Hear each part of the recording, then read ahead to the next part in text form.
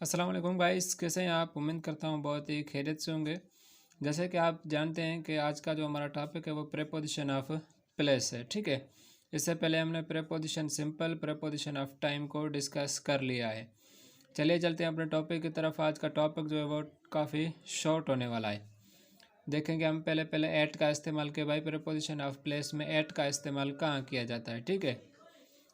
Van we talk about a particular location और place, जब हम क्या कर रहे हैं किसी पर्टिकुलर स्पेसिफिक लोकेशन या जगह के बारे में बात कर रहे हैं तो तब हम वहाँ पे एट लगाते हैं। जैसे फॉर एग्जांपल एट नौशारो स्टॉप। ये नौशारो स्टॉप क्या है कि स्पेसिफिक प्लेस है। जब मैं आपको बोलूँगा भाई नौशारो स्टॉप पे जाएं तो आप कराची स्टॉप पे नहीं जाएंगे, आप हैदराबाद स्टॉप पे नहीं जाएंगे, आप नौशारो फिरोज़ स्टॉप पर ही जाएंगे, क्योंकि ये आपको एक स्पेसिफिक जगह बताई जा रही है, लोकेशन बताई जा रही है। सेकंड जो है हमारा एग्जांपल वो होता है I am waiting for you at Bheriya stop. मैं आपका इंतज़ार कर रहा हूँ, कहाँ पे कर रहा हूँ? भेरिया स्टॉप। भेरिया स्टॉप क्या है कि स्पेसिफिक प्लेस और लोकेशन है, ठीक है। उसके बाद हम देखते हैं कि इनको किस तरह से इस्तेमाल किया जाता है as a preposition of place. When you are telling that something is in this circle और बाउंड्री ऑफ एनीथिंग। जब आप क्या दिखाना चाह रहे हैं, जब आप क्या बोलना चाह रहे हैं कि कोई चीज़ किसी चीज़ की हद में है, किसी की बाउंड्री में है, किसी की सर्कल में है, ठीक है। फॉर एग्जांपल जब आप किसी की हद में हो, सर्कल में हो या चार दीवारी में हो तो आप इन लगाते हैं। For example in class, class क्या होता है? एक पर्टिकुलर बाउंड्री होती है इसकी एक, और आप उसके अंदर मौजूद होते हैं। इन आर एल ए का मतलब है रिनेसेंस लर्निंग एकेडमी। उसके बाद है हमारा सेंटेंस में कैसे दिखते हैं, I am in the river. हम क्या करते हैं रिवर में? रिवर एक स्पेसिफिक क्या होता है, एक जगह होती है जहाँ पर हम तैर रहे होते हैं। You are in a fair, आप क्या कहाँ हैं? आप एक मेले में हैं, एक जगह है, एक बाउंड्री है, ठीक है।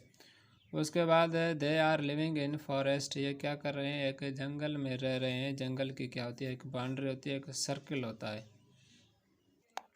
मतलब आपको जब इस सेंटेंस में किसी चीज़ की बाउंड्री या किसी चीज़ को सर्कल में बताया जा रहा है कि सर्कल है, उस चीज़ की कोई चीज़ उसके अंदर है, तो आप उसमें इन लगाते हैं, ठीक है। उसके बाद हम आ जाते हैं प्रेपोजिशन ऑफ प्लेस। ऑन का इस्तेमाल किस तरह से करते हैं? When something is lying on the surface of anything, जब क्या कर रही है कोई चीज़ किसी चीज़ के ऊपर पड़ी हुई है।